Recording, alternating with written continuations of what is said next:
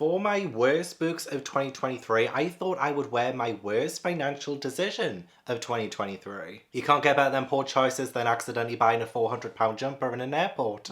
So really, is it the books that should be judged in this video, or is it myself? Do I need to start looking inward? I'm not going to do that, but I will tell you what my worst books of 2023 are. And honestly, I don't even really have that many. I've had such a bad reading year, but when it comes to like the best books that I've read and the worst books that I've read, they're kind of few and far between. It's mainly just been such a mediocre year for me. And not to victim blame myself, but I was asking for it this year. I purposefully read quite a few bad series that I knew I wouldn't like. So sit back, relax, grab yourself a drink, like the video and subscribe if you haven't already. And let's get to my worst books of 2023. First up is the Vampire...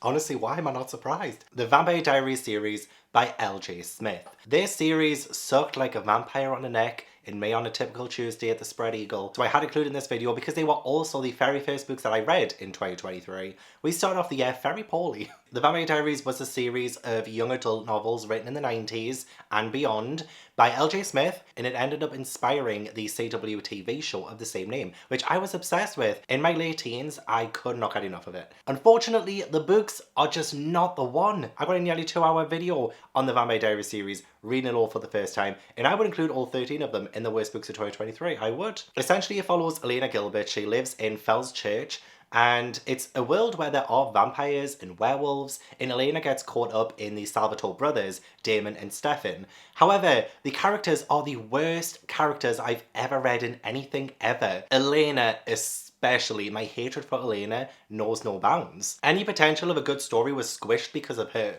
She better watch herself around me. She was so selfish, so self-centered. The world revolved around Elena from the very first book to the end. She was not likable whatsoever. Oh my god, I almost dropped my drink. That's probably Elena the bitch. Every single character revolved around Elena, and it's a recurring theme with L.J. Smith books because it's not the only series that I'm talking about by L.J. Smith in this video. The stories themselves are also like very racially insensitive and use a lot of cultural stereotypes, especially the second series, which I believe was called the Midnight series. I've got all of the books on the shelves. I haven't unhauled them. I just don't want to look at them. But I believe it was the Midnight series? The Return. The Return, that's what it's called. That series in particular, which was the last series that L.J. Smith wrote before getting fired from writing it. And you know what? I don't blame them.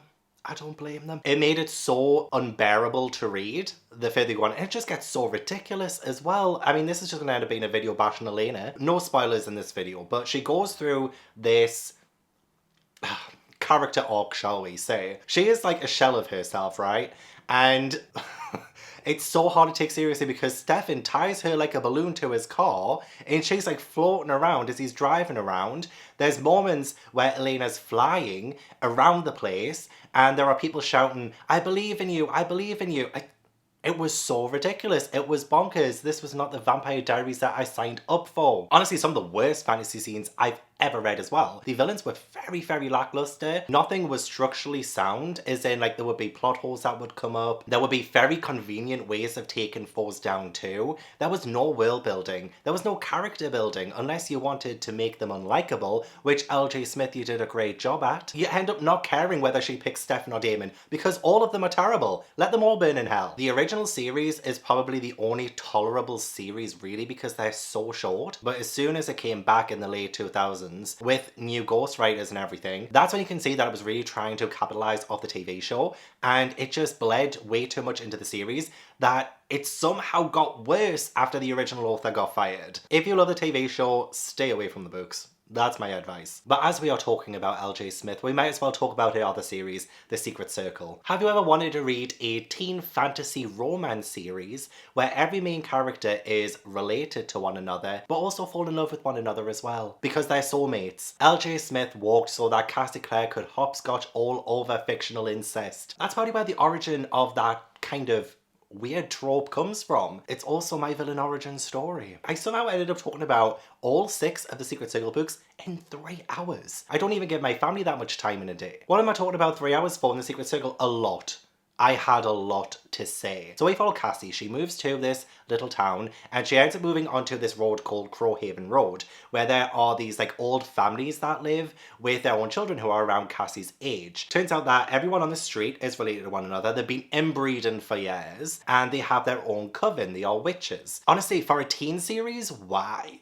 Why? We have Cassie and Adam. They are the main character. Well, there's a coven of main characters, but like Cassie and Adam, they are like the main love interest for one. And the fact that they're cousins doesn't stop this soulmate bond from forming. There is a weird love triangle that happens for a bit, and you can't really read it and root for this love to flourish, because this love should not be allowed. And we're forced to go along with everything because it's magic, right? Because everything is destined and fated. And that's exactly how L.J. Smith writes these books. And don't worry, she gets fired from this one as well. And there's a few ghostwriters at the end. I think it's just Aubrey Clark who ends up taking over. L.J. Smith, I apologize, don't watch this please. But imagine getting two iconic series and butchering both of them to the point where the publishers fire you from it so that somebody else can step in and write the rest. And you know how I say like the main characters in the Vampire Diaries are terrible? Well, wait until you meet the Secret Circle characters. For one, they initially start to have their own personalities, but as the series goes on, Cassie, again, main character, becomes the solar system of the universe, just like Elena. I don't know why this is a thing with L.J. Smith, where she has to write a main character where every single person revolves around her, and the characters that orbit around her, the background characters, the other main characters, they lose their sense of self because they're too busy serving the main character. They have no other character traits, but that they end up servicing Cassie. And even then you don't really want them to have character traits because you don't root for them, because these are main characters that use their magic to SA boys. They're SA boys. There are no consequences to it. It's never brought up that it's a bad thing. It's just treated so normally that these characters can cast love spells and love potions on these unwilling boys to sleep with them. See, you lost me. And I think that was in book 2. Book 2 of 6, and I was already gone. Don't get me started on how easy everything is as well. Like, there is no actual build-up to the magic system or how this coven really works. Things are mentioned, but never really explored in a way that you would find believable in a fantasy setting. Because even though it is a fantasy, you do have to suspend your disbelief. You still want it to at least make sense within that world, right? But everything is just so easy and over in a second. And when we get villains, they just do really stupid things. Like they trash places and vandalize. Why aren't they taking over the world? You know what I mean? It's like they do some really pathetic, childish stuff as villains, and what I'm supposed to feel like there are stakes in this story? I honestly wasn't going to mention the L.J. Smith series in this video because, again, I was asking for it because I kind of had a feeling I wouldn't like them, even though I love both of the TV shows that both of these book series inspired. So I did have just like some hope that they would be good, but they both just let me down. Next is How to Sell a Haunted House by Grady Hendrix, and let me tell you something. You never actually find out how to sell a haunted house. The title is lies. It's like going on YouTube and clicking on a video with a really clickbaity title and being disappointed because that video doesn't actually tell you what it was going to do in the clickbait title. That's exactly what How to Sell a Haunted House is like. I went in expecting me to be able to go out there and sell a haunted house. Can I do that? No. Because Grady Hendrix doesn't have the qualifications and he didn't tell me how to get the qualifications. And it's the last time I let Grady Hendrix do that because he is an author who I absolutely loved and adored because I love the books that he wrote. But I've had one too many disappointments. No, actually two.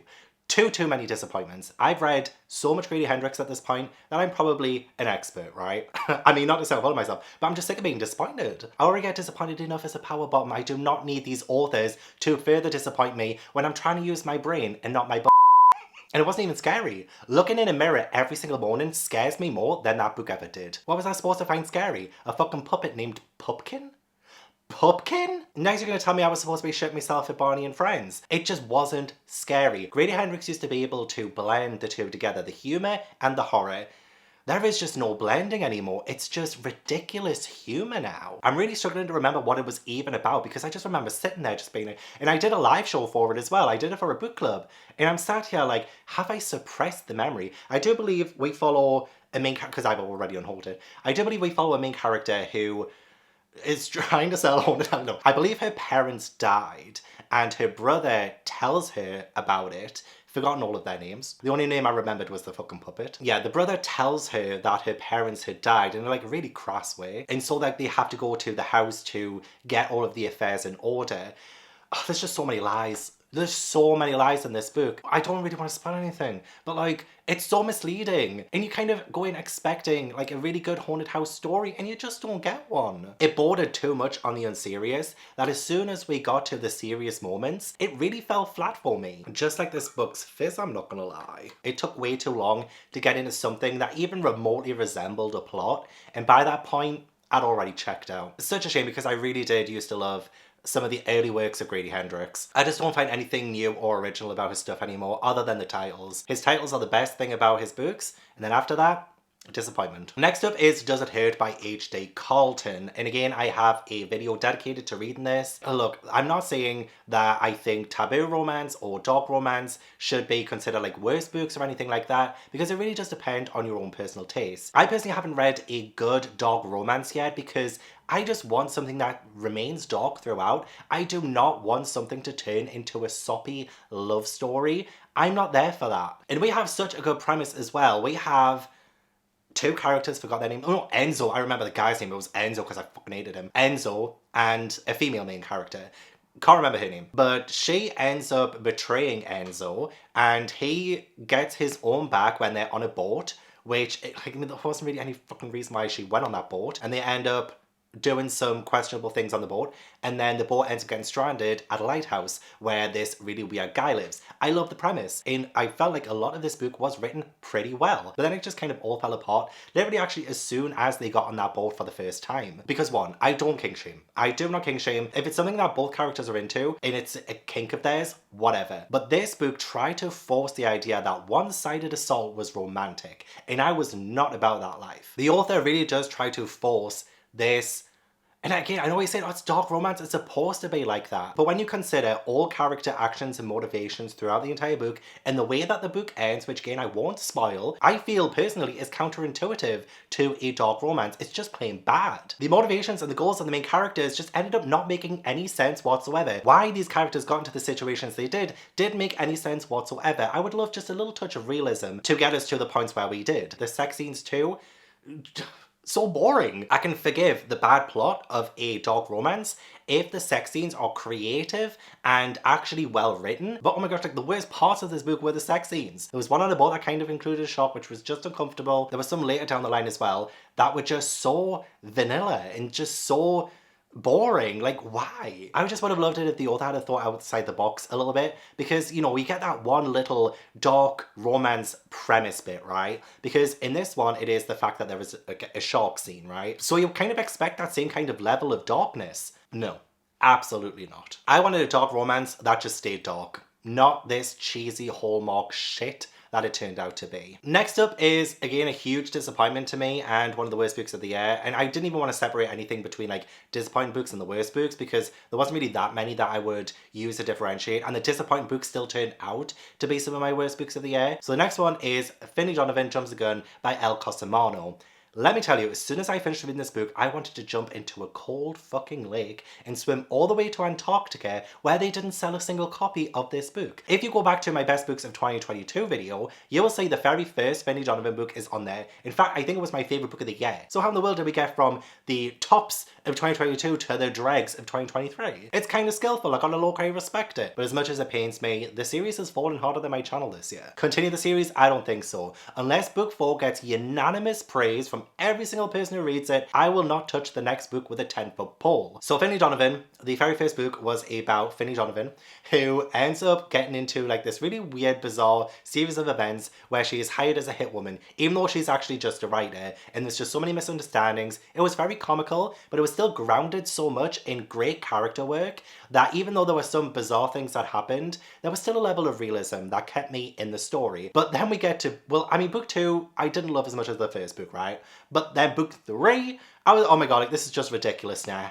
This is just, get out. And we're moving so far away from the premise of the very first book that it's starting to become a little bit unrecognizable. The characters are looking more unrecognizable too. I don't think the humor is quite as witty or as sharp as it was in the first book. The scenarios that we get into are just plain ridiculous now that I feel like I'm watching That's So Raven, which, don't get me wrong, That's So Raven is one of my favorite TV shows ever. But like, come on, Finley Donovan 3 shouldn't belong on the Disney Channel. And in this one, we do follow Finley and Vero, and they are on their way to find this like contract killer called Easy Clean. So like, I love the premise so much. I think it's such a good idea, but I just can't overlook how disappointed I was with this one. I just felt like it didn't even really feel too much like the first book either. Characters, I'm falling out of love with them. It's a bit like Grady Hendrix. I want a balance between like humor and horror when it comes with Grady Hendrix books. But El Cosimano, I wanted the humor, but I wanted things to still be grounded in reality. But I'm feeling myself relate less and less to Finley as the books goes on, and I just don't think she's as likeable a protagonist as I first found her. And when a main character in a series becomes so unrecognizable from the first book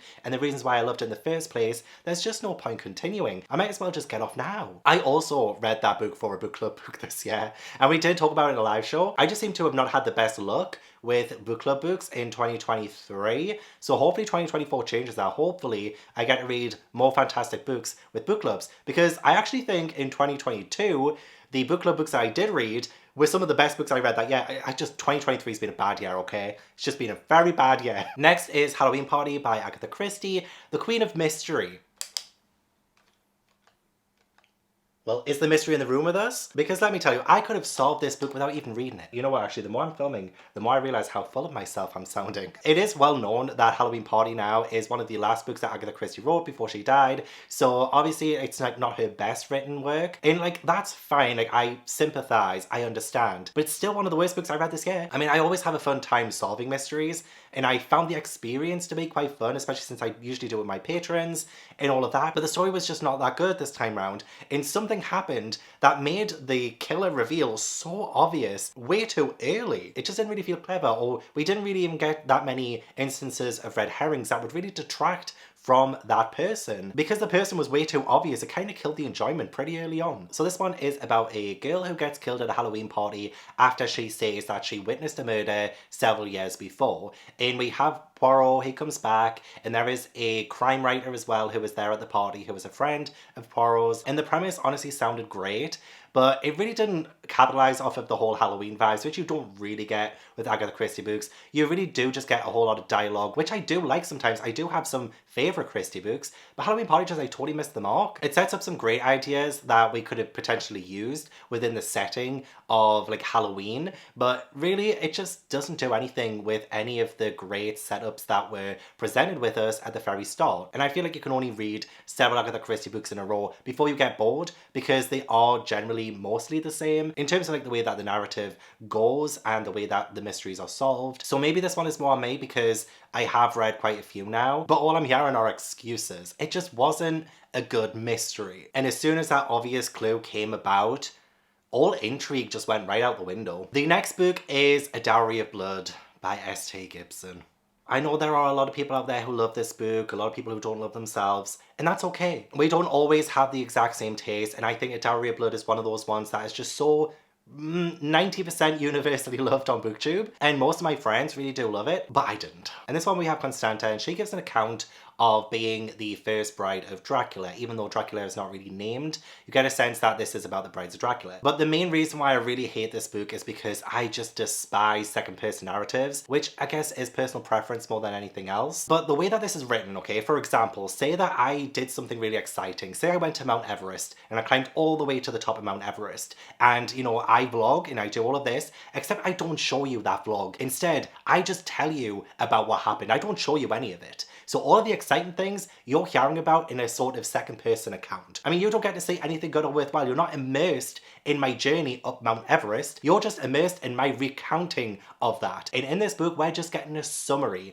of Constanta and her time with her husband, who she apologizes for at the very start for killing. So like, we do have this great setup. We have so much intrigue, but I don't care about getting a summary of events. I want the events. This is just a character summarizing things, and that way I can't get attached to anyone. I can't feel what these people are feeling. I can't get a sense of the other characters around Constanta because I'm just getting a Wikipedia summary. And it's not even just that it's second person, it's the fact that we, as a reader, are assuming the role of her abusive ex-husband. And she's telling us, you did this and you did that, and I didn't like that. I honestly just hated the role that the reader had to take throughout this book, and it kind of eliminated any of the potential goodness that I thought I could get from it, because I do like myself a good gothic story. I thought it had a good setup, but yeah, I just couldn't get into the mindset of anything. I couldn't get in the mindset of Constanta or anything that happened in the book, because yeah, we were just told it and we weren't shown it. You know, I'm so sorry to all those people out there who love it.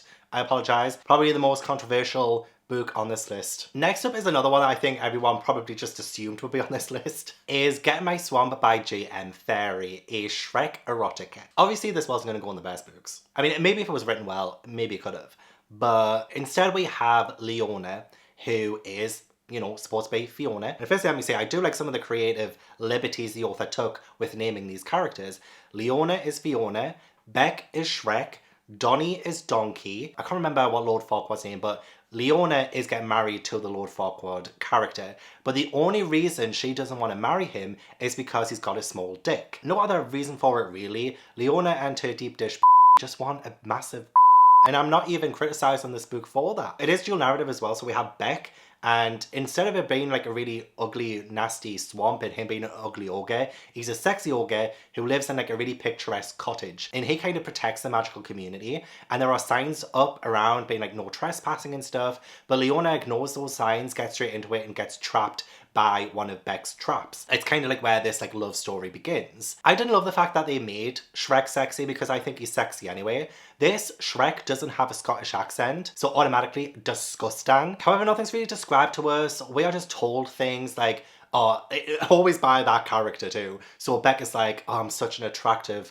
ogre, it's such a burden on me because every woman in the swamp wants me. And then we have Leona as well who's like, I'm so sexy, I've got like porn star lips and it's just like, can we just stop getting the characters saying why they're sexy and actually show us why they're sexy? I love some of the nods to Shrek, don't get me wrong, but I also hated some of the creative liberties that the creator took. Donnie is Donkey. Honestly, I can never look at Donkey the same way again. In this one, he's a half man and half horse, and he tries to R-word Leona. There's so much in it that really does ruin your childhood. I would much rather the characters like still be true to their characters in the film and just make it filthy. That would have made a much better story than what we actually get. And oh my god, the sex scenes as well. They last 4 sentences.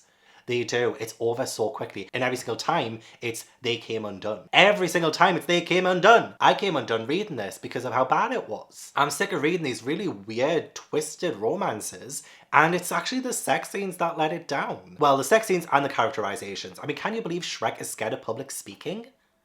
He's also the 7-foot ogre, and he manages to get on a plane without anyone noticing?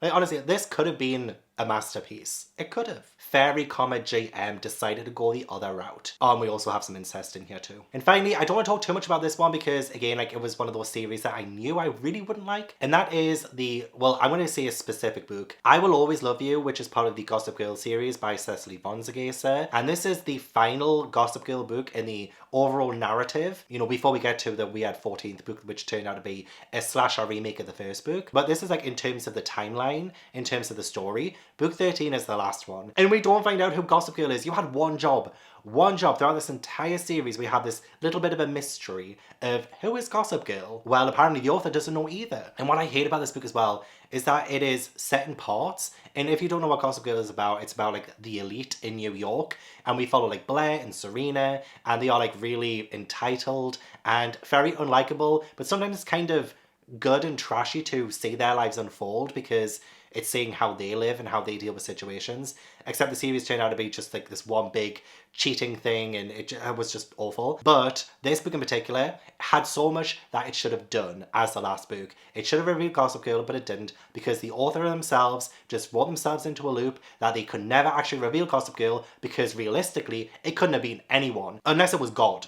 Maybe God is Gossip Girl, because that's the only thing that would make sense in the Gossip Girl series. This specific book is told in parts, and it skips between like Christmases and New Year. So like we have Christmas and New Year one year, and then the next Christmas and New Year.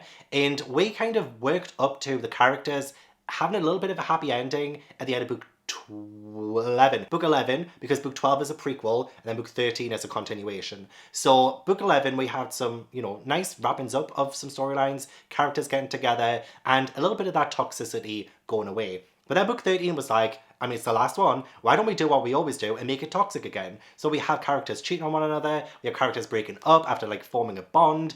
And it was just so bad. I wasn't even going to mention any of the Gossip Girl books in this video because they're very specific and to a genuine target audience. But again, like this book was supposed to do so much. And it was like the author said, how can I undo everything? This late in the game, you're going to undo everything? Everything was repetitive. All character arcs were diminished. It was just a bad time. And if we had just found out who Gossip Girl was, I wouldn't have minded all that much, really, because the characters were like, ah, whatever. They're like, we never find out Gossip Girl, so what's the point? Yeah, those were my worst books of 2023. Probably wasn't that great, but again, my year was filled with such mediocrity. That was kind of a little bit hard to actually come up with a list for like the worst books. But I do hope you enjoyed anyway. Thank you so much for watching. I really appreciate it. Don't forget to leave this video a like if you enjoyed and subscribe if you haven't already. Leave all the comments down below. Let me know what you thought of the books in this video if you've read them. Let me know your worst books of the year too. I would love to check those out. And just chat with me down below about anything and everything. I want to give a huge thank you to my patrons and my One Piece channel members for support my channel. If you'd like to join my Patreon or my One Piece channel membership, then all the links are down in the description box. But yeah, I hope I will see you in the next video. Bye. That'll do, donkey. That'll do.